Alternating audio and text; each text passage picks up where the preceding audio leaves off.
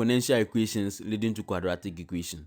And so if you have not subscribed to this channel, kindly be the first person to subscribe so that when a new video is being uploaded, you'll also be the first person to be notified. And so let's get started. And so in question 1, it says that if 3 exponent 2 with bracket x minus 1 minus 8 multiplied by 3 exponent x minus 2 is equal to 1, find the value of x. And so we are interested in finding x, and our question says that 3 exponent 2 x minus 1 minus 8 multiplied by 3 exponent x minus 2 is equal to 1.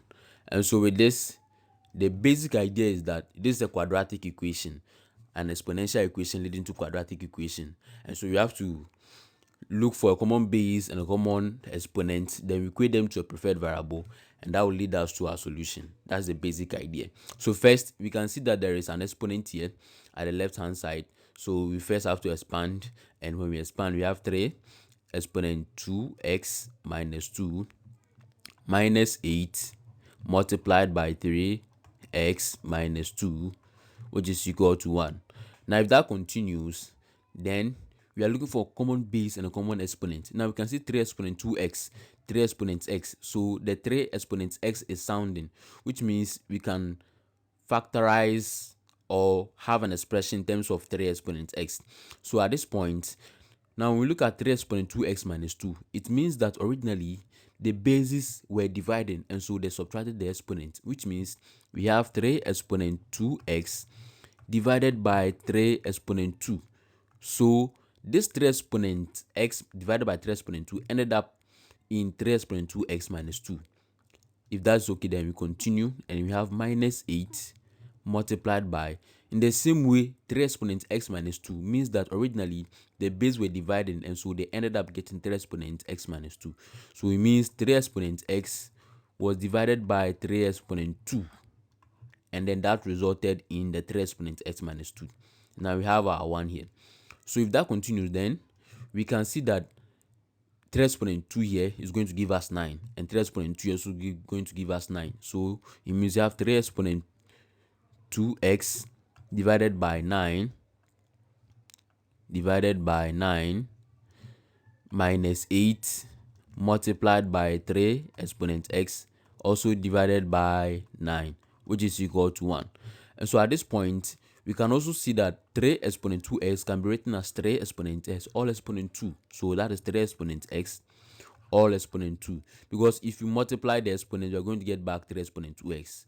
Good. So we have our divided by 9 here, minus 8 multiplied by 3 exponent x also divided by 9, which is equal to 1.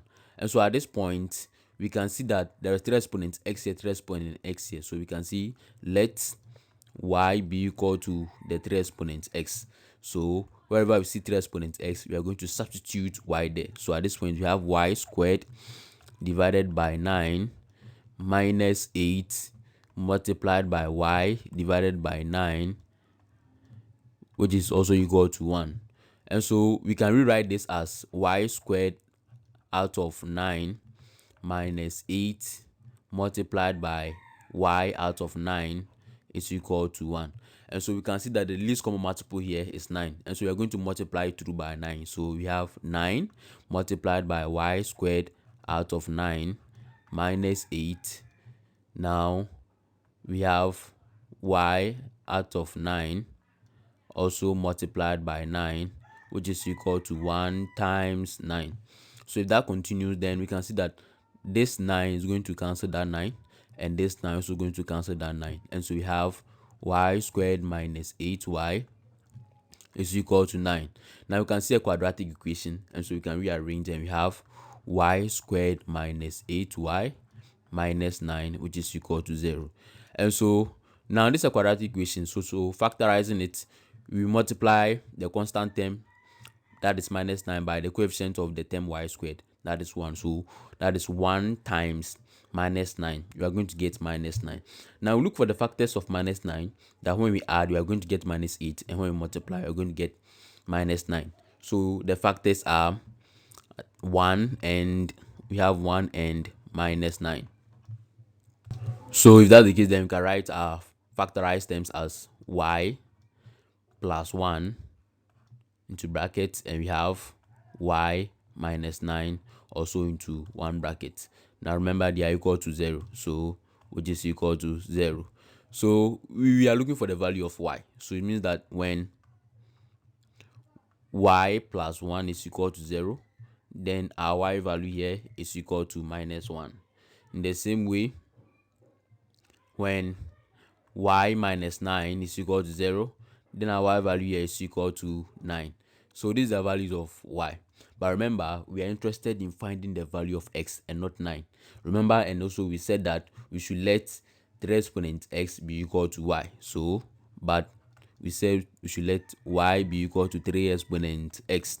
So if you are finding for the value of y, then means we are finding for the value of x, then means that for y to be equal to -1, then we substitute -1 in place of wherever we see y. So we have -1 to be equal to 3 exponent x. Now, for all values of x, 3 exponent x should be greater than 0. So if you want to find the value of x, 3 exponent x must be greater than 0. So simply, x must be equal to negative values. So it means 3 exponent x is never equal to -1. We are looking for values of x that are positive. So it means for all values of x, 3 exponent x should be greater than 0. So it implies that 3 exponent x is not equal to -1. So that is that. So for the next one, for y equals to 9, it means we put 9 wherever we see 9, 3 exponent x equal to y. So that is 9 to be equal to 3 exponent x, and we know 9 to be equal to 3 exponent 2. That is 3 times 3 is going to give us 9, which is equal to 3 exponent x. So since the bases are the same, then we can see that we can equate the exponents. So that is x is equal to 2. So therefore, we can see only one value for x. So therefore x is equal to 2. So the only value for x is equal to 2, and it's not -1. So that is that. So this is our first example. We are looking at 3 examples. So let's get to the next one. And so in question 2, it says, given that 2 multiplied by 5 exponent x minus 49 multiplied by 5 exponent 2x, which is equal to 8 multiplied by 5 exponent 2x plus 2 plus 5 exponent 3x plus 3, where x belongs to all real numbers, find the value of x. So simply, we are interested in finding x. But our question said that is 2 multiplied by 5 exponent x minus 49 multiplied by 5 exponent 2x, which is equal to 8, now multiplied by 5 exponent 2x plus 2 plus 5 exponent 3x plus 3. And so with this, we want to look for common base and common exponent, and then we equate them to a preferred variable. And so within the equation, we can see 5 exponents x, 5 exponents x. So it means we can simplify the equation such that we get 5 exponents x, and then we equate to a preferred variable. But in this instance, we are using y. So we'll be using y as our preferred variable. So it means we can simplify a equation as 2 multiplied by 5 exponents x minus 49 multiplied by, so 5 exponent 2x can be written as 5 exponent x all exponent 2, which is equal to 8 multiplied by, and so this 5 exponent 2x plus 2 means that originally the base were multiplying, and so they had to add the exponent. So originally it was 5 exponent 2x times 5 exponent 2. In the same way, when we come here, originally the base were multiplying, and so they had to add the exponent. So originally it was 5 exponent 3x times 5 exponent 3. And so having known this, then we can go ahead and simplify it further, and we have 2 multiplied by 5 exponent x minus 49 multiplied by 5 exponent x all squared, which is equal to 8. And at this point, this 5 exponent 2x can be written as 5 exponent x all exponent 2 multiplied by, now 5 exponent 2 is the same as 25, plus this 5 exponent 3x can be written as 5 exponent x all exponent 3. So we know 5 exponent 3 is the same as 125, so times 125. Now we see 5 exponent x, 5 exponent x, 5 exponent x. But before we equate to the preferred variable y, let's multiply the 8 by 25 and do further simplification. So it means we have 2 multiplied by 5 exponent x minus 49 multiplied by 5 exponent x exponent 2, which is equal to, now 8 multiplies 25, we get 200 multiplied by 5 exponent x all exponent 2 plus, so we have 125 multiplied by 5 exponent x all exponent 3, so we have 125 multiplied by 5 exponent x all exponent 3. And so we can see let y be equal to 5 exponent x. So it means at this point we have, so 2 multiplied by y, that is in place of 5 exponent x, we substitute y, minus 49 multiplied by y all exponent 2, which is equal to 200 multiplied by y all exponent 2 plus 125 multiplied by y all exponent 3.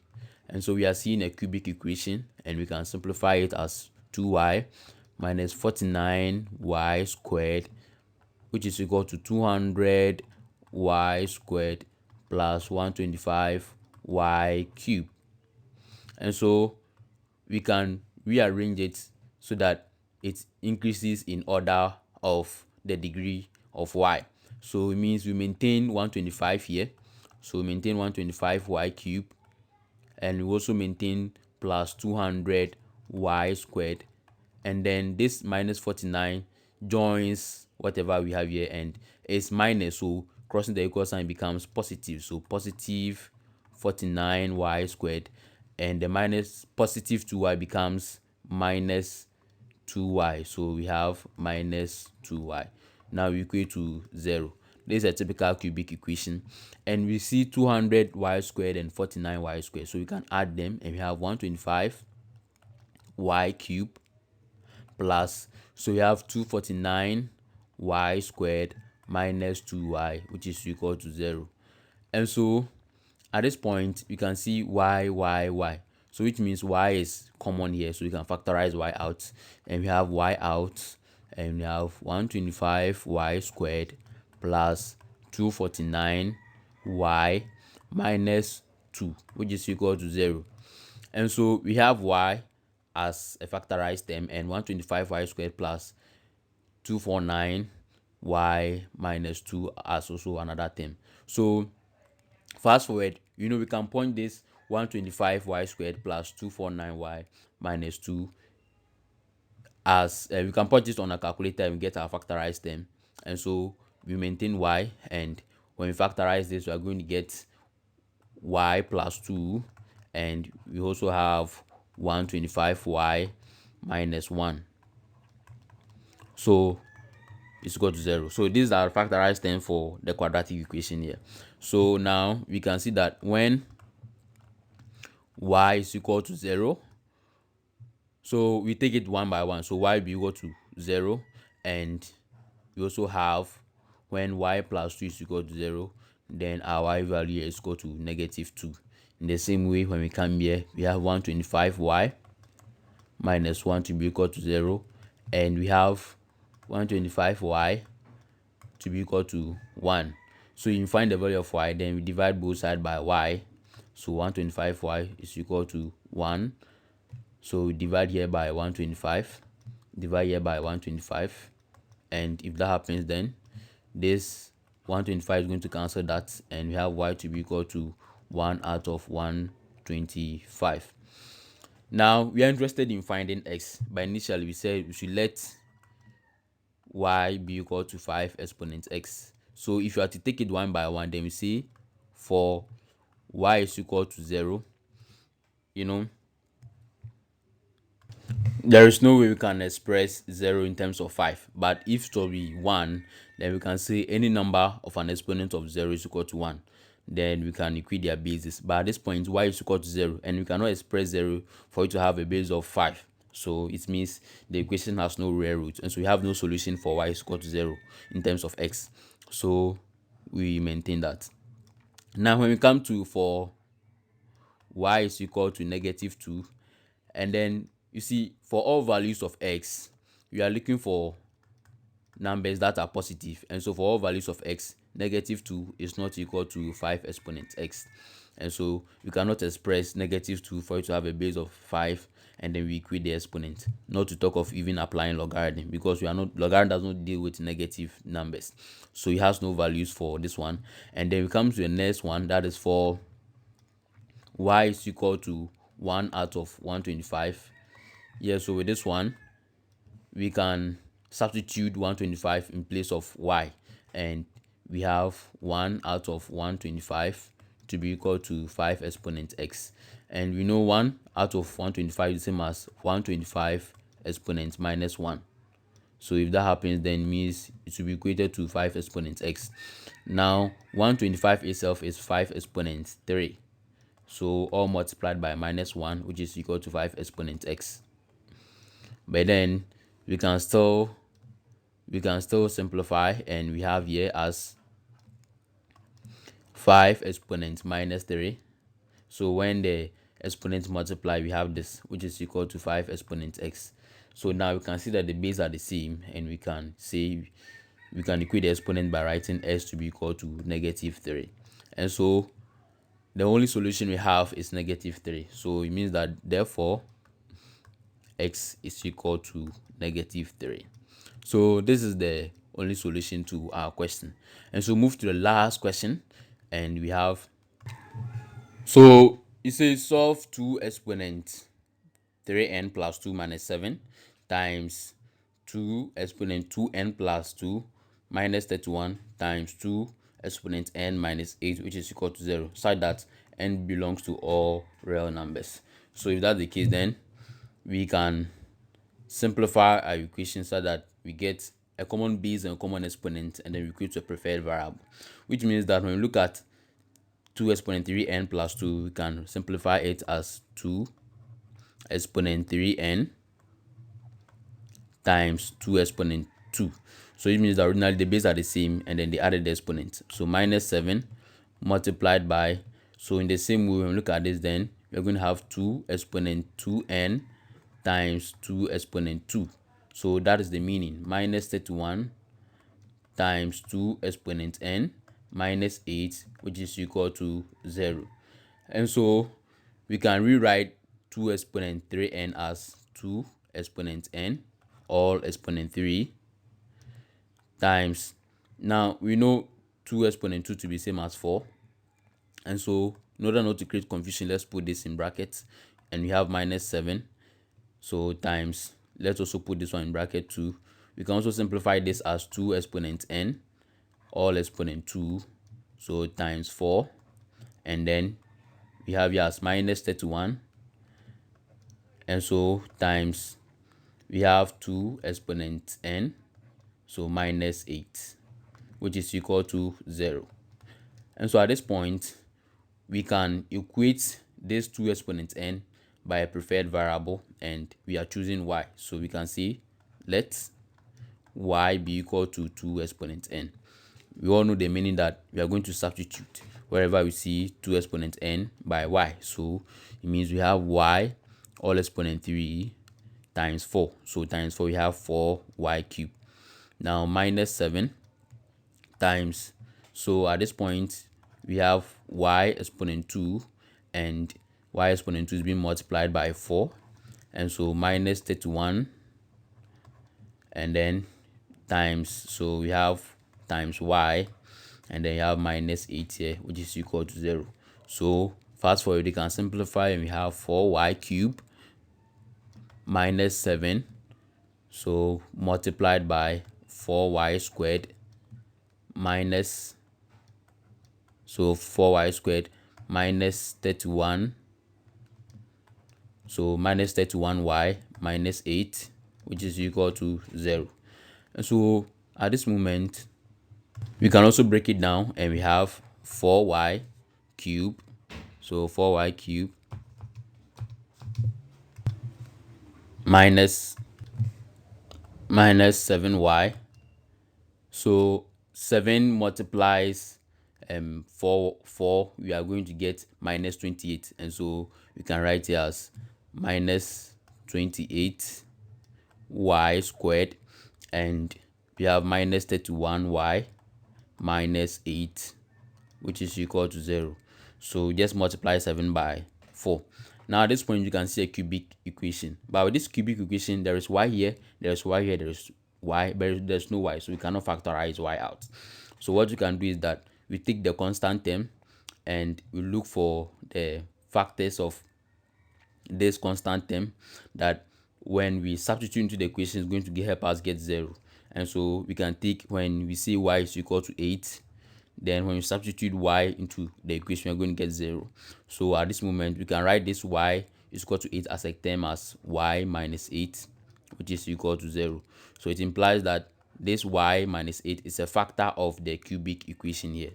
So it means you have to divide this 4y cubed minus 28y squared minus 31y minus 8 by the factor y minus 8. So it means our division goes this way. We have y minus 8, and then our cubic equation as 4y cubed minus 28y squared minus 31y minus 8. Now y goes into 4y cubed, we have 4y squared, we get 4y squared, and when 4y squared multiplies y, we have 4y cubed. In the same way, when 4y squared multiplies minus 28, we get minus 32y squared. And now at this point we subtract. So, and when we subtract, we are going to get 4y cubed minus 4y cubed is 0, and minus 28y squared minus 32y squared, we get 4y squared. And then since there is nothing here, we bring the rest of the values. So we have minus 31y, and we have minus 8 as well. So let's write it to us. So it should be minus 8. So it's minus 8. Minus 8. Good. So now we continue with our division, and we know y goes into 4y squared. We have plus 4y, and when 4y multiplies y, we get 4y squared, and when 4y multiplies minus 8, we get minus 32y, and then we subtract. So now 4y squared minus 4y squared is 0, and we know minus 31y minus 32y gives us y, and since there is no constant term for 8, we bring the same 8, so minus 8. Now we can see that this y goes into this y, we have plus 1, so it's 1, it goes into it 1 multiplies y, we have y here, and when 1 multiplies minus 8, we have minus 8 here.